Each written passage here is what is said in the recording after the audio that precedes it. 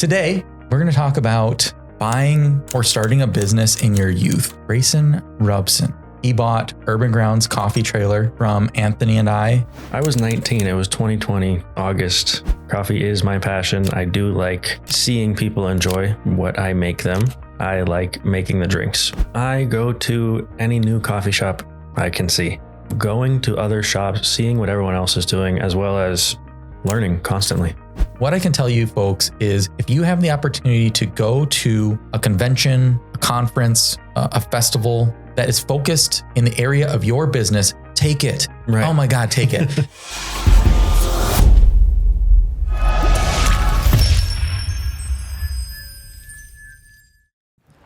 Welcome to the Every Turn Podcast, a place for entrepreneurs to tell their stories, share some of their industry knowledge and secrets, explore their challenges, and yes, of course, their successes found within it all. I'm your host, Chad Chase, and I look forward to sharing this week's episode with all of you, so let's dive right in. Hello, my friends, and welcome to this episode of the Every Turn Podcast. This show is not possible without your support. So please like, subscribe, follow, and most importantly, we'll go back to subscribe again. Subscribe on your favorite podcast channel or YouTube. So on YouTube, you can watch this live. You can see what we look like, what's going on. On the podcast channel, you're just going to hear our voices. And I don't think I could have been a phone sex operator back in the 90s. I don't have that kind of voice. But maybe I do.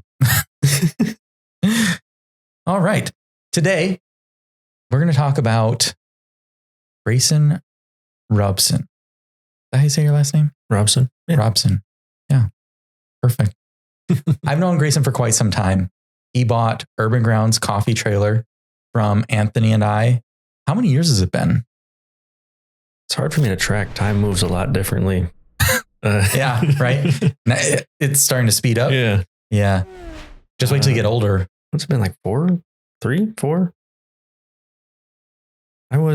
have been 2020 or 2021. So yeah, probably 3.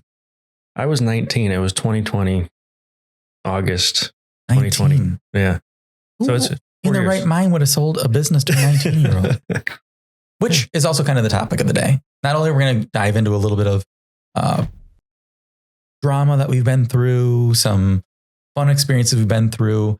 I think the overarching conversation for me is buying or starting a business in your youth. Mm-hmm. There's some questions we'll ask later on that kind of encompass all of those things. And it is not easy to do. And so we'll get into that piece. First off, I want to ask you a few questions about your business. It's Urban Grounds Coffee. Mm-hmm. It's a mobile business. Right. It's a trailer. So we got those things down. How many locations do you have?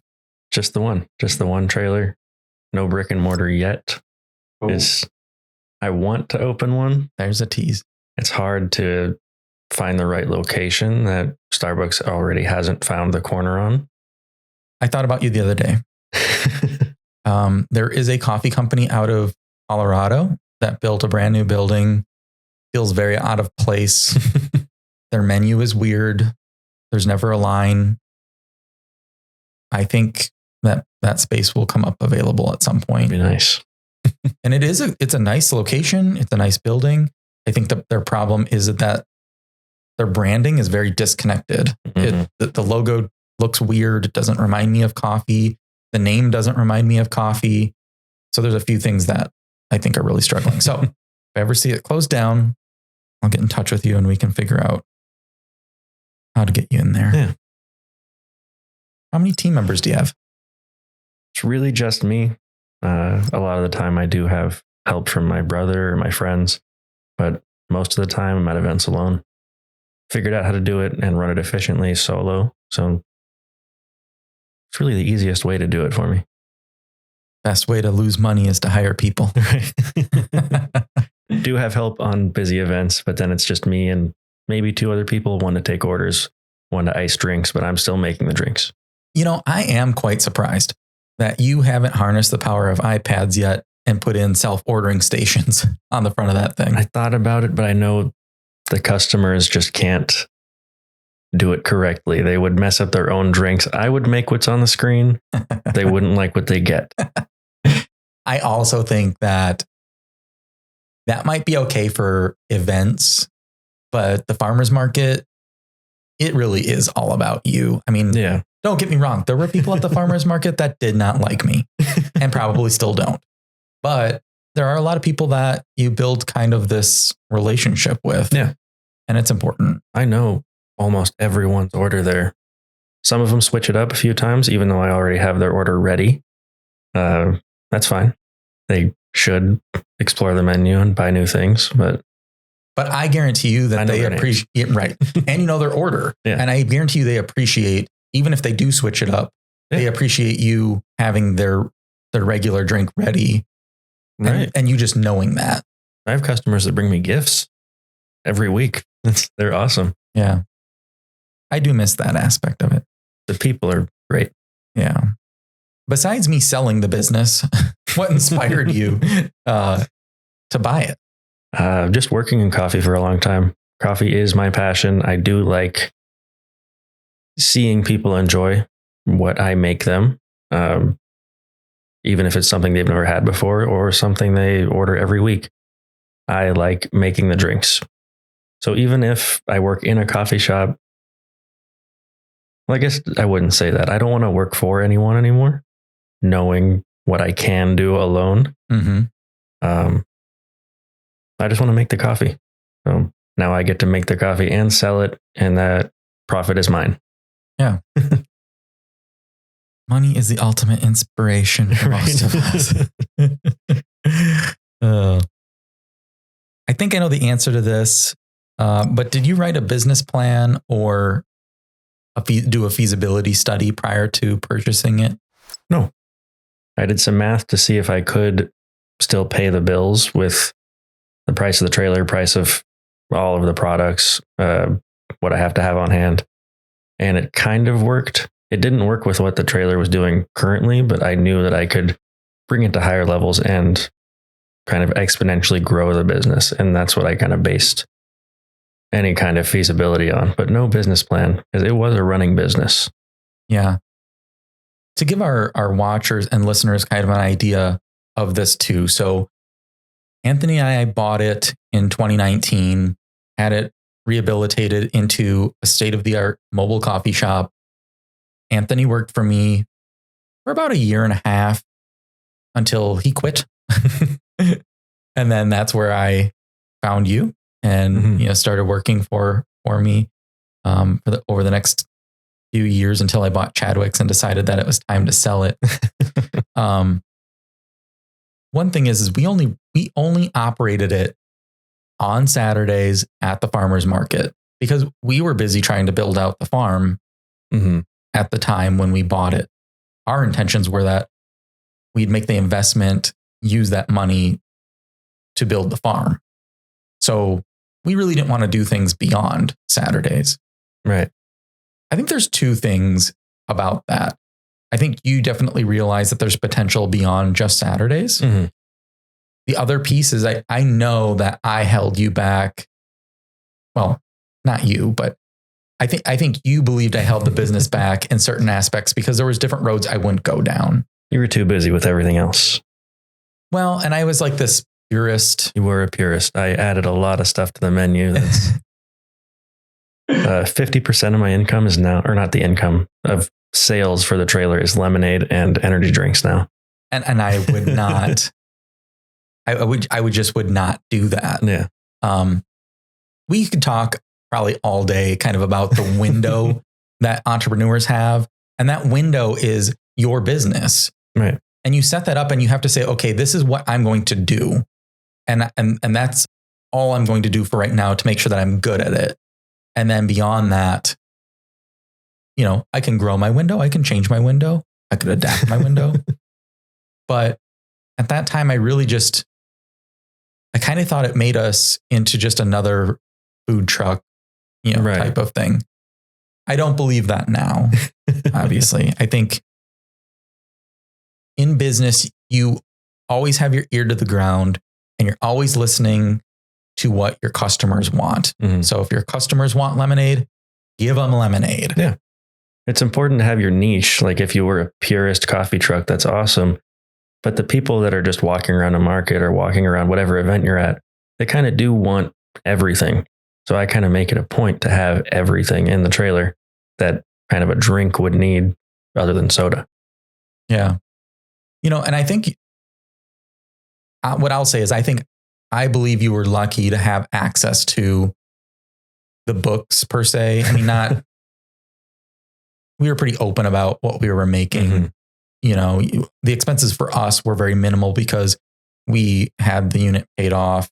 Right. The trailer paid off. We paid for it. And that made a big difference to us. So, you knew what the calculations were going to be based off of our revenue plus, whatever it was going to cost to purchase the trailer. So most people don't have that opportunity, I guess. And you didn't. Right. Yeah. Oh, that was weird. We've had some experiences for sure. Looking back at those first baby steps you took versus where you are now, what hurdles did you face that you thought were going to be insurmountable? Starting out, it was very hard to get myself into different markets. So I'm talking farmers markets and stuff. Friday, Saturday, and Sunday are the days they're usually held, but they all kind of already have a coffee truck or coffee stand. Maybe they have a lemonade stand or a shave ice. So they don't want to have multiple. Most markets have maybe two, but one of each concept is kind of where they stand. So kind of just working my way into different markets, I thought was going to be very hard. And it was very hard for a while until we made the name more known to the point where we're getting invited to these markets and different events. Yeah. When we first bought the dang thing, I was extremely nervous, because the builder was taking forever to build it due to several factors.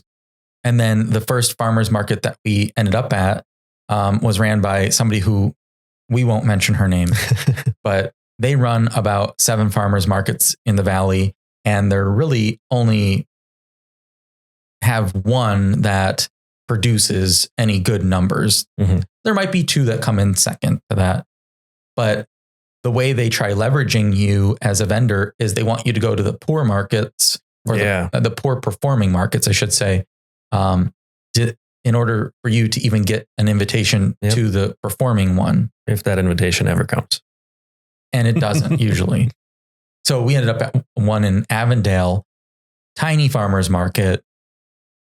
I have a $150,000 trailer there burning through, $30, $40 in diesel, and we made $40. Yeah. And that's in revenue. That was not in profit. Mm-hmm.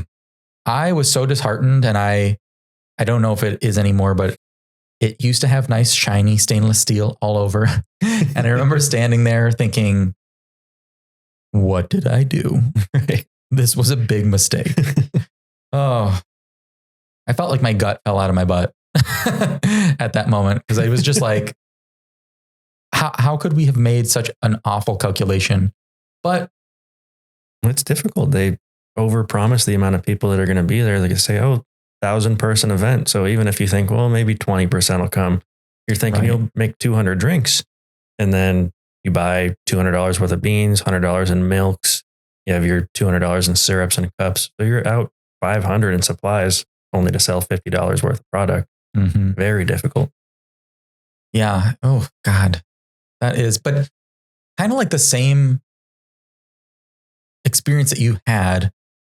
We continued to try, continued to grow. Mm-hmm. You did the things that you necessarily didn't make any money at. But at one point, I felt like for us, and that was getting into the downtown Phoenix farmers market, was this pivotal moment where we were finally going to make money. And I'm lucky I got to start with that market.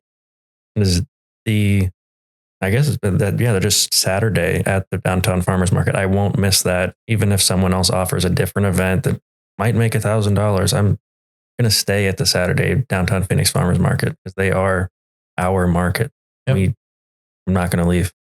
I always felt like it was like the brick and mortar location for us, because your customers, I struggle with this all the time, and with Chadwick's too, but with the farmer's market, it's where it kind of started for me. Was if you showed up at Target today, the store Target, and they were closed, and then you thought, oh, okay, well, I don't know why they're closed, but I'm going to go home. And then you went back there a few days later and they were open. And then you went back a few days later and they were closed again. Right. Without any notice or reason, you would stop going there because the unpredictability isn't worth it. And in today's society of instant gratification, individuals expect there to be consistency. Right. So if I wake up and I skip out making coffee here because I know I'm going to the farmer's market and I am going to go to Urban Grounds Coffee and they're not there, that amount of disappointment to me as a customer is like, what happened? And I'll be angry in that moment. And then if I see a post on social media that, oh my gosh, all 4 tires blew out and never made it, I would have an understanding in that moment. But if it was like hit or miss every other week because you kept taking other gigs that you thought were going to do better, you will slowly erode your customer base at the farmer's market. That is what always went through my head. It's not worth taking an extra 50% more in income for the day than just being at the same spot every Saturday for the entire year. Yeah. I think it's more valuable to miss a market to take a vacation for yourself than to try taking another gig. I agree. What's your view of those hurdles now that you've been doing this for a while? It's a lot easier now. Now the name's more known. People know how to contact us, and well, they know, for one, we don't do anything Saturday mornings. If it's a Saturday night, we'll be there. But we get invited to events. When I was first starting, I would comment on every looking for a coffee truck post, trying to get different, just spots to show up. Now people invite us. I haven't written underneath we have 200 people here. Urban Grounds will show up. I don't do that anymore. I don't need to. They ask us to be there. It's a lot better now. That is both crazy, and you have to be extremely proud about that too. Yeah. I mean, that's a good feeling to get to. It is. Like a comfort level for sure. Getting emails all the time like, hey, we have an event. Can you be here? Well, yeah, sure. Yeah, that's amazing. It's great. What's the one thing you feel you are an expert at now that you've owned your business for some time? Still not an expert at anything. Everything is still changing all the time. Every single day, something new happens, whether it's 5 gallons of milk spilt on the floor or a few bottles of syrup broke open and they're everywhere right before you have to start service. But now I'm a bit better at, say, sourcing and buying the right amount of supplies. Like we talked about earlier, you'd buy $500 in supplies just to make 50. Now I kind of know what the event's going to be. I know I'll only bring 3 pounds of beans and 8 gallons of milk. Different for my business in specific than anyone else's. I guess if you have a coffee business, the same, but just buying the right amount of supplies and not putting anything to waste at the end of the week is a lot nicer now. Yeah, I think any food and beverage business focuses on waste and how do you reuse product. Yeah. Stale bread turns into croutons for salads. That's just the way food and beverage businesses operate. Something that I didn't realize off the bat when I, started Urban Grounds, but when I got into Chadwick's, which had a cafe, the chef that I hired definitely taught me some of the tricks of the trade. And I'll be forever thankful for those people in my life that showed me kind of the pieces of the puzzle that I didn't necessarily have. And that brings me back to always making sure you hire the right people at the right time. And you're a good example of that. I needed the right person. And I remember interviewing you, and it's funny enough, I have a notebook that I have your resume in with all the notes that I wrote on it. And your resume was extremely short. Yeah. Well, it was a automatically generated Facebook resume. I do have a better resume, I promise. And but the interview piece was the best part for me because, you know, you were so young. You were, I don't think you were 18 yet. You were 17, maybe. I was 17. And you had such a passion for coffee. Yeah. You know, the way you were talking about it and stuff. I thought, yeah, okay, this will work. And so, you know, the rest is history, I guess, with that one. Oh, this is my favorite question. All of us that have owned a business have had moments of complete despair and have wanted to throw in the towel. Share a moment you have had like that and how you had overcome it. We had an event only 6 months in after we bought the trailer. We thought everything was great. You know, generator was low hours, maybe 1,000 on there. We're at close to 5,000 now. Showed up to this event. Everyone was outside waiting. We already had everything warmed up. All of a sudden, generator shut off. Coolant started spraying everywhere. Everyone was really nice about it. They offered to help us. I ran to the AutoZone around the corner to get more coolant because maybe it was just out. It was not the case. We got home. It was out, but it was out on the ground. It was all over the ground. They were very nice about it. Luckily, it was an industrial complex and not like a school where we're all over their basketball court. Yeah. Turns out the water pump belt had snapped. Just as a maintenance item. But that took us out for 3 weeks. So a week of me trying to figure it out on my own and take apart the generator while it's still inside its enclosure in the trailer. Turned out to be impossible. We had to take it back to the trailer builders and have them take it out with a forklift, call a diesel mechanic, and everyone work together kind of to fix that water pump belt issue. But we had to rent a generator for 2 separate markets and barely made any money at those markets because we had to pay for the generator. Really difficult.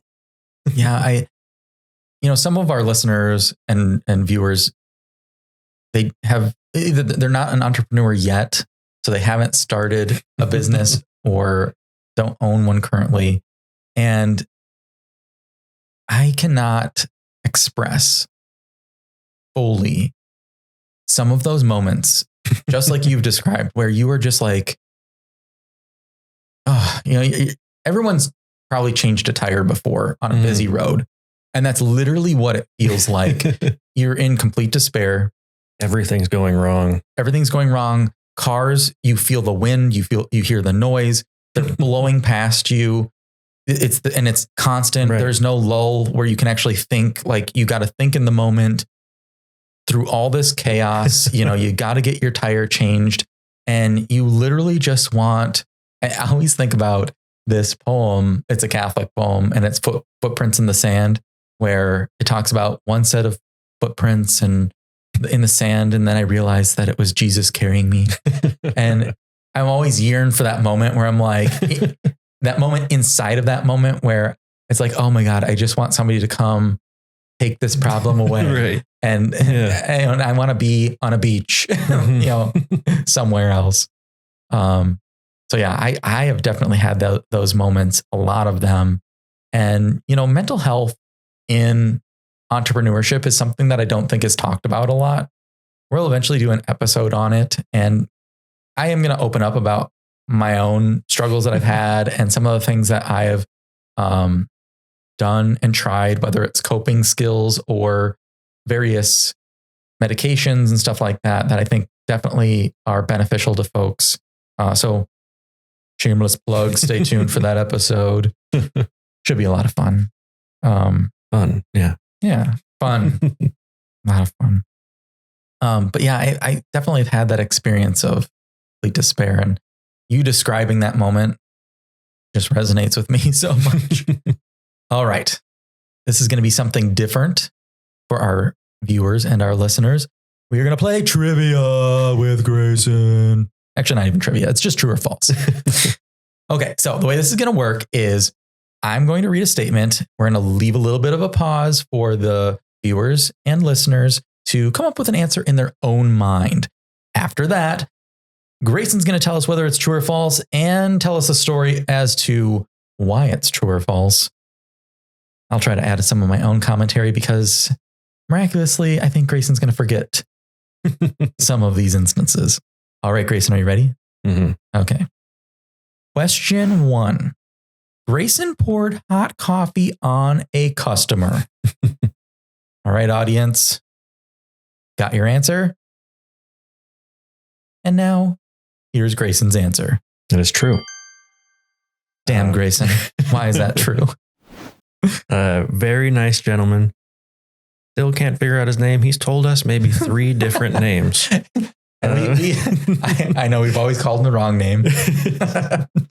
Very nice guy. I'd say he's in his 70s, rides an electric scooter around, though we know he can walk.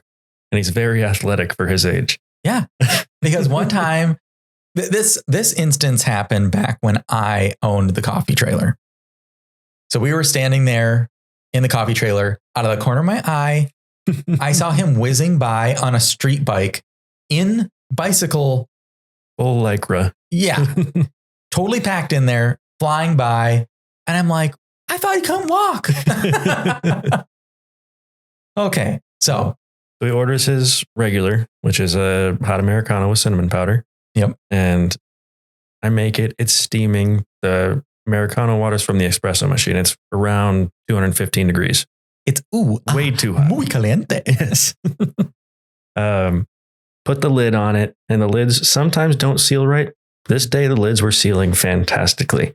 So I go to hand it to him. There's a lip on the trailer window. It catches that lip, points straight towards him, and like a water gun shoots out of the drinking hole straight at his chest, soaking him. Like a friggin' super soaker. Mm-hmm. You were mortified. I was mortified. The stray alley cats were mortified. Yes.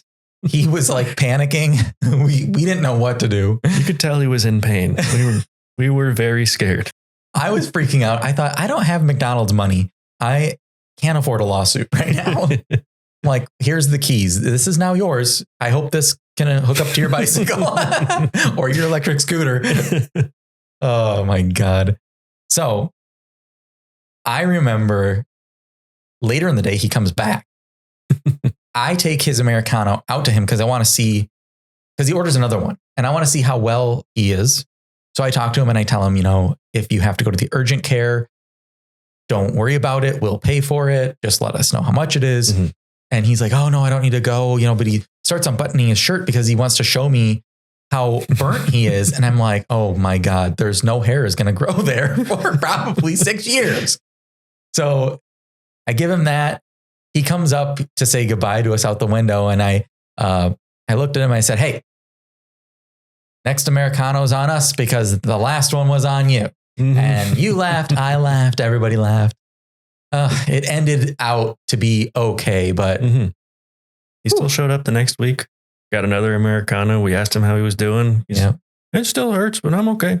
I think he said he's putting cream on it. Yeah. Probably still puts cream on it. That's how hot that was. How many years later? Saw him last week. He still comes to the market. One of my favorite customers. Mm-hmm. All right. Second question. The height of Greyson's career with me was March of 2020. True or false? All right, listeners and watchers, time for Greyson's answer. It's a hard one. I'm not entirely sure. I'd say true because at that point you had stepped back from the trailer. Not yet. Not in the No, not yet. 2020? That was the beginning of 2020. So the answer right. is false. It was the beginning of the pandemic. And that was a height of... You're right. Yeah. None of our careers, to be honest.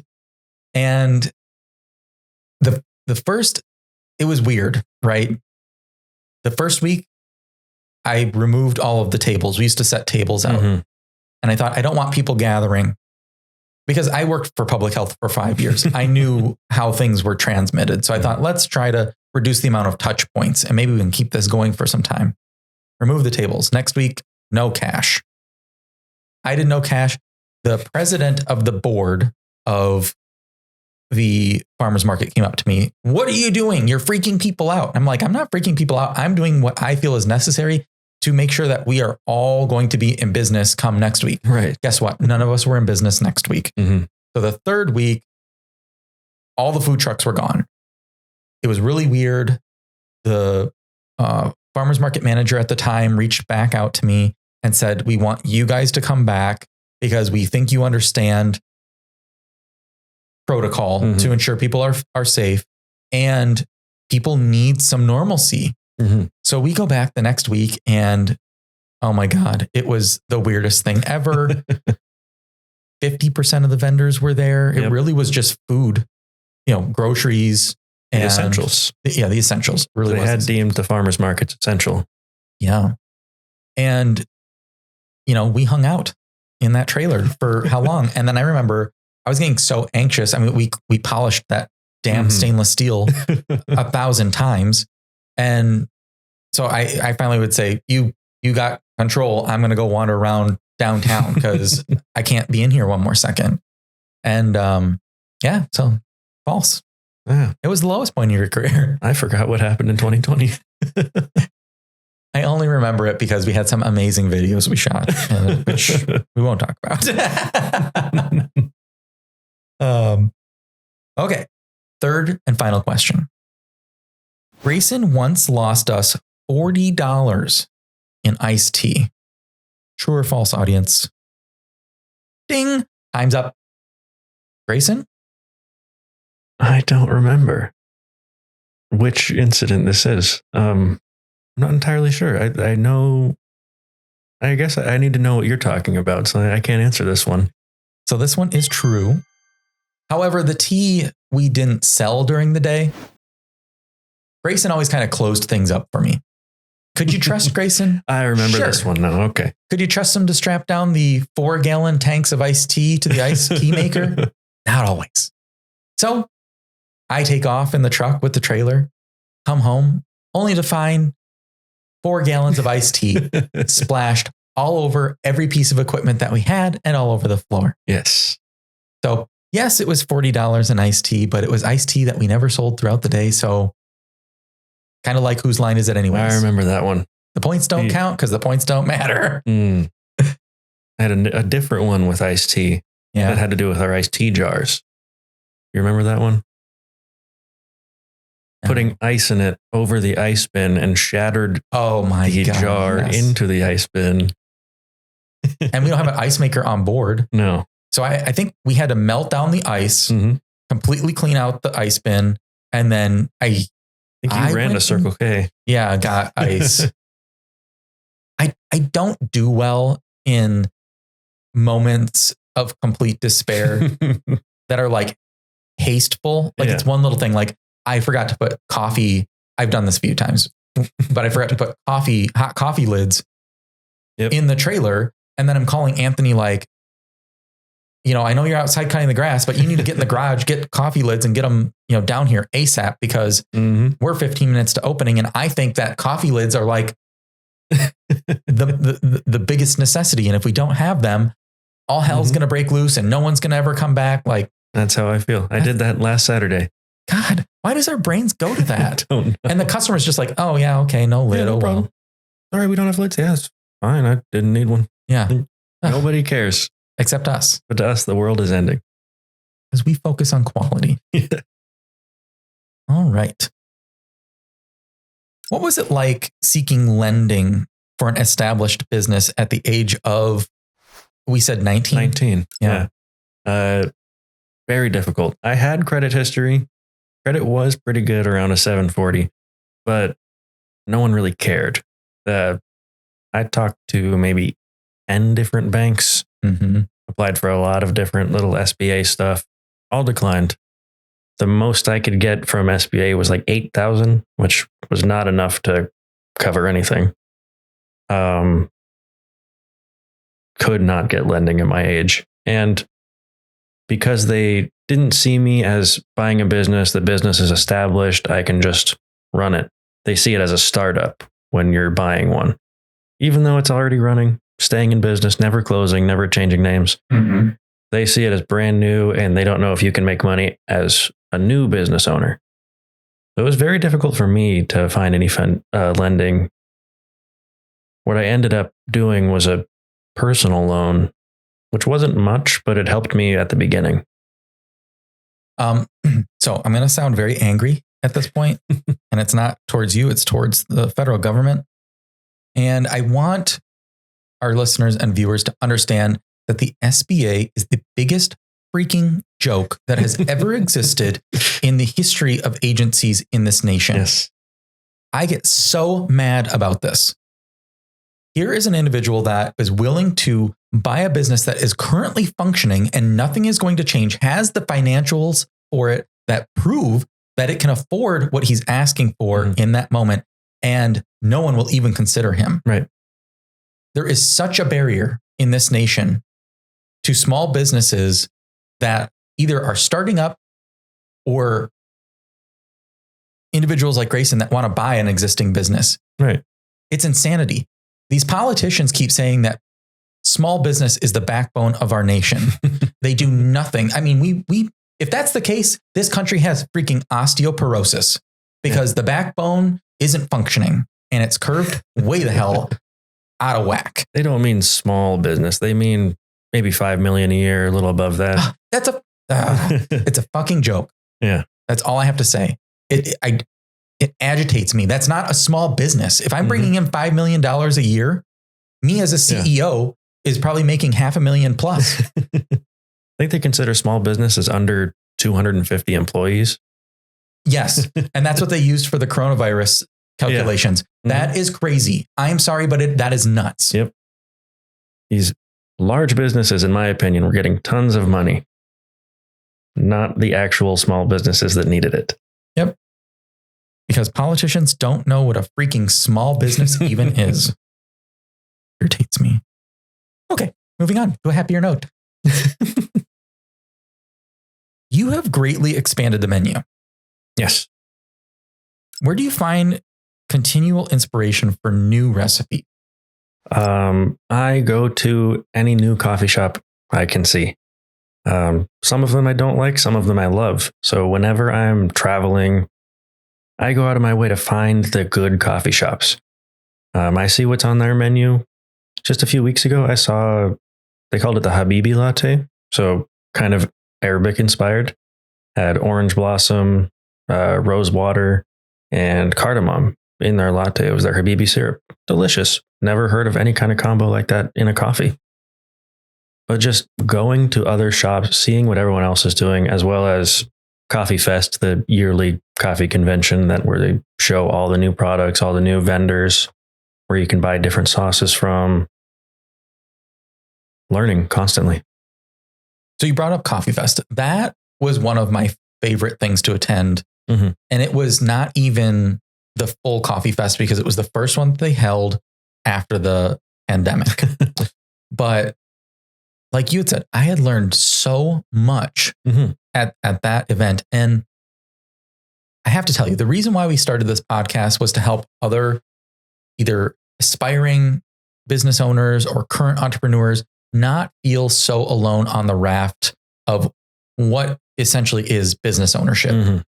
And what I can tell you folks is if you have the opportunity to go to a convention, a conference, a festival that is focused in the area of your business, take it. Right. Oh my God, take it. Because you will not even understand what is possible out there sitting in your own little silo as a business owner. You really have to get out and explore and understand where the industry that you're in is headed. And so it is really, really, really important in my eyes. Very important. And you go to these conventions, there's hundreds, thousands of other business owners in your field, and you can just talk to them. They're from all over. They're from different markets. You see what's going on in their market. So like on our menu, we added these Lotus energy drinks. They're very popular in the Pacific Northwest. We have none of them down here, or at least we didn't a couple of years ago when I started.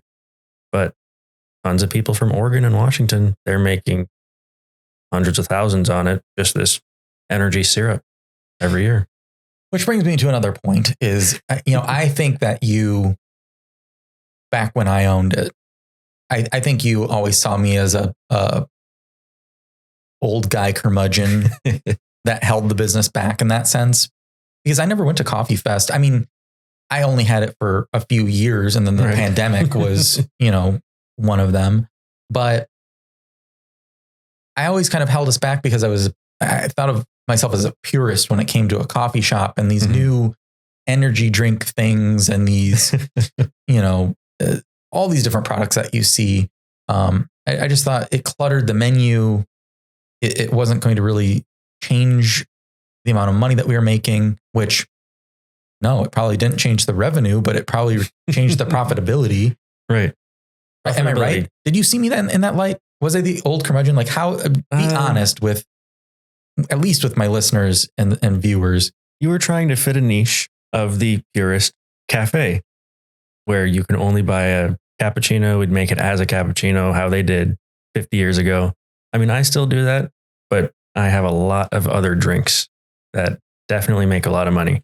Which is ironic because when I first met you, you were the purist. I was a purist at the time. I don't know what happened because you were like, you don't know how to freaking pull a shot, old man. Move aside. And then you're always calibrating crap. It pissed me off. I calibrate every day. I still do everything correctly.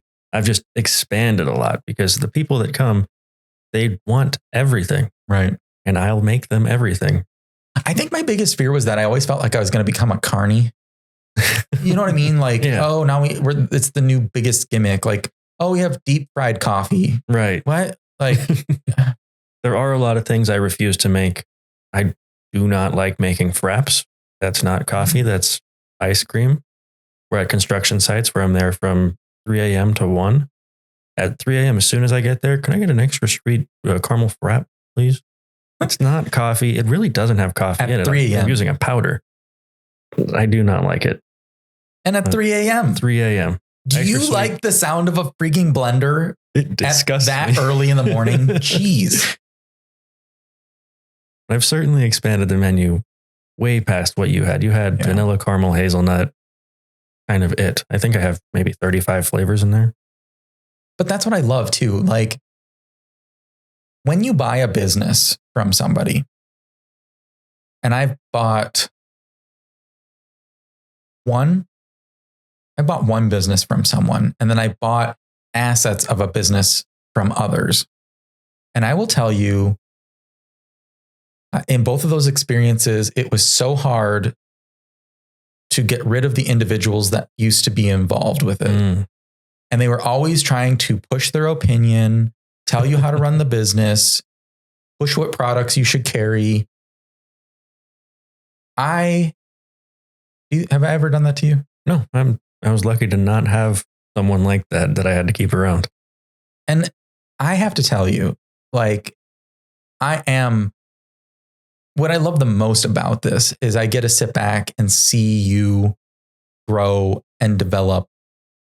I've seen you fall. I've seen you get back up. I've seen you just thrive as an individual, and watching you. When I see you change stuff about it, it doesn't hurt me. Yeah. Because I did everything I could do. And that was that time in Urban Grounds history. Mm-hmm.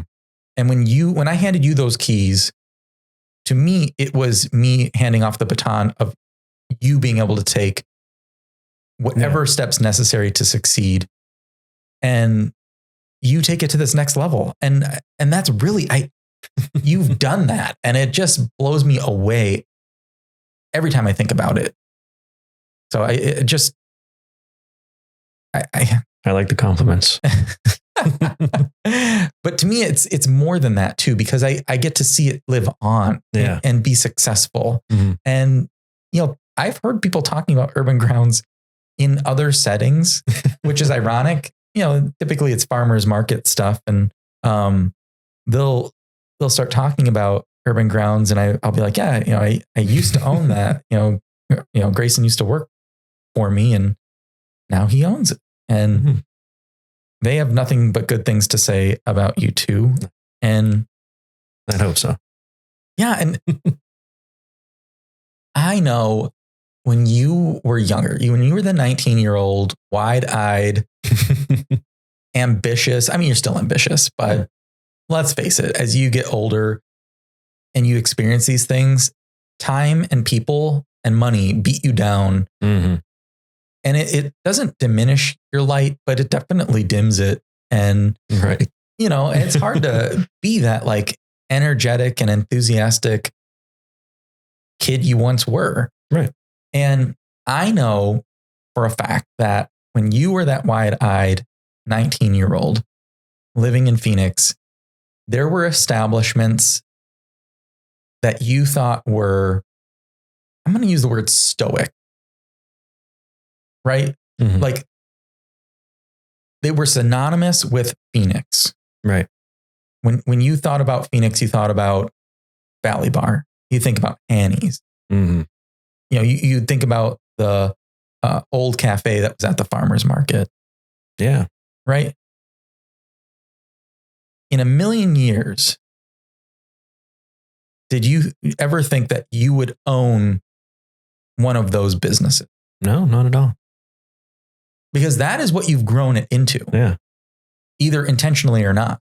I do believe that there are folks that for them, Urban Grounds Coffee Company is synonymous with Phoenix. I've heard them talk to it and talk about it. People that don't live here, they're like, oh, we just got in from the airport.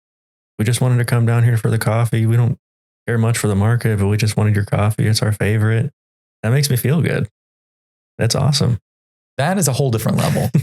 It really is. And to me, that was never my intention. Mm-hmm. Like I never, that wasn't my purpose. I never thought that would ever be a thing. You're trying to fund the farm. Right. Exactly. That is exactly the origin story of that coffee trailer. And so when I talk about businesses, when you own a business and it has its time for you, knowing when to pass that baton is a big piece. And I think it was the perfect handoff and it is where it's supposed to be right now. Everything happened the way it was supposed to happen. So, I mean, I think another thing too that we touched on that our viewers really should take into consideration that if you are selling your business, once you've sold it, stay the hell out of it. It is no longer yours. You know what is yours? The money that you put into the bank from the check that you received from the person that bought it. Mm-hmm. That's what's yours. The business is no longer there. And you know what your job is from now on after you sell a business? Is to be caring and supportive of that new business owner, because that is what they're going to need. And if your phone rings and their name pops up, you answer it and you answer the questions that they have, because that is what it means to be a business owner. I really hate sometimes, and owning a business in Scottsdale, Arizona, you get some characters in. Oh yeah. And the fast talkers, and they act like they're movers and shakers. They really aren't. I mean, it scares me to death to think that those people have done any business deals, but apparently they have. But those folks, they're all about the dollar and then they're out. Mm-hmm. They don't care about it. So there's like this spectrum of caring after you sell a business, I feel like, right? For sure. The ones that are overbearing, still trying to control the damn company that they don't own anymore, all the way to the ones that probably gave you fake books and financials. So they totally screwed you. Mm-hmm. The customer base didn't exist that they said existed. They overcharged you for assets that were not functioning, and they hit the road. At the same token, I think when you buy a business that's in existence, you have to approach it in a way also that you're buying used equipment. A good example is Chadwick's. Mm-hmm. I sold it no more than a week later. The coffee grinder, the like big commercial one that we ground bulk in, stopped working. I don't know why it stopped working. It worked for us for we had no problem 3 years. So and you don't know what the user did. And I'm talking on the viewpoint of the seller, but the buyer thinks that I sold him a shoddy piece of equipment. Mm-hmm. So what I'm trying to say is you as the buyer also has to have some type of realization or compassion towards the seller in that they weren't malicious. Right. In most cases. You really have to gauge that. Yeah. Right. And I've been in the position too. You'll get there at someday as well. Like you will sell a business at some point, and there's information that you have as a business owner that could make or break a deal or cost you money in the deal that you withhold, even though you know that it's going to affect the business operation for the individual. Right. I hate that part of business. I really do. And it's not that it is not inappropriate or it's unethical, because there might be, an example would be if you were buying a business that has a lease and the landlord is not symbiotic and not supportive. It is not your responsibility to tell the new buyer that that's the way the landlord is. That's not your responsibility. It sucks that you have to hide that, but it kills me on the inside. Like when there's things like that happen, or, other things are, I don't want to go into that, I guess. It's kind of a strange topic, but those are parts of selling a business that really make it difficult and not easy, I would say.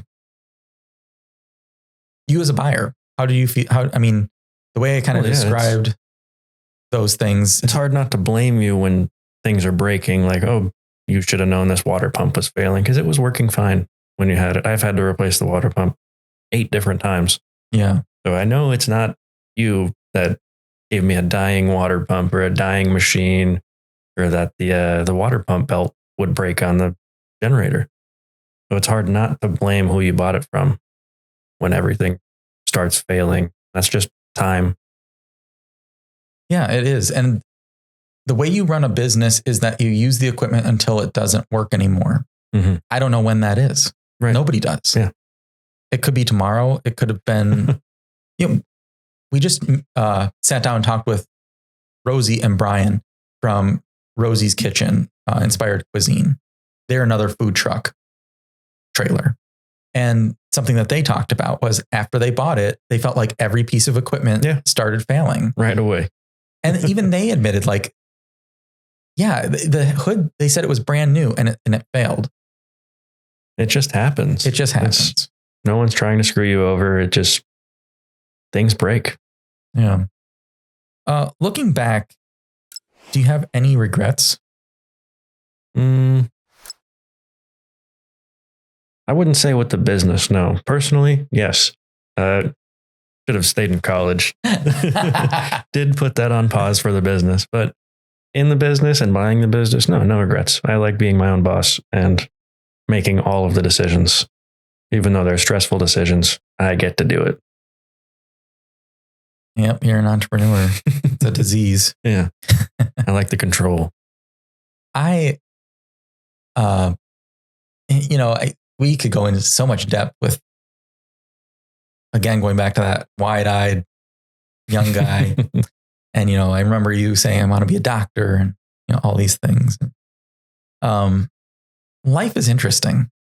And the one thing that when we talked about those moments of despair, like I've seen that in your eyes before and it resonates with me. And so, I've done things, I hope, to help you alleviate some of that in moments.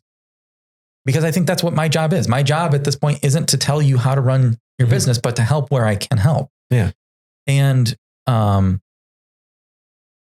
there's been moments to me where I'm like, oh, he's done. Like I think it broke him. Like I think we're at the point where it's over. And you just keep going. You're like the Energizer Bunny. And I worry about that, but one thing that I hope before you get to that point, you would come to me, because what I would tell you, and I'm pre-telling you, so you just go back, you rewind, rewatch this episode so you can listen to what I'm about to say, is that if there's one thing that I have learned in business, is not to be so quick to throw away something or end something. Chadwick's was a little bit different for me. After 3 years, our lease was up and there were some struggles when it came to our location. So I decided that my time was better spent elsewhere. But that business made money. It could have survived past the 5-year mark, and we would have been in a much better position, and it would have became an even better place. Right.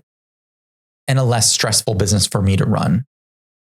You incrementally grow as a business. And you described one of those steps of how it was hard to find somewhere to go with the coffee trailer. And now you're at that step where people are contacting you. Yeah.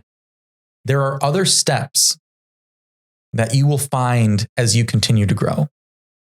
Once your loans are paid off, let's just say the first one, then the second one. And now all that revenue is just free flowing cash. Yeah. Those are steps that are out there on the horizon.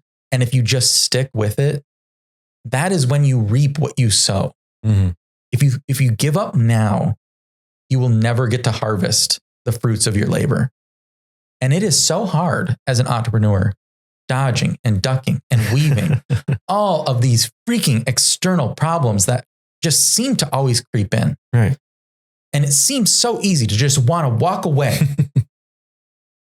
But don't. You are so close to the next step. I know it. I can feel it. I can see it. And there are probably people out there watching and listening that are at that same moment.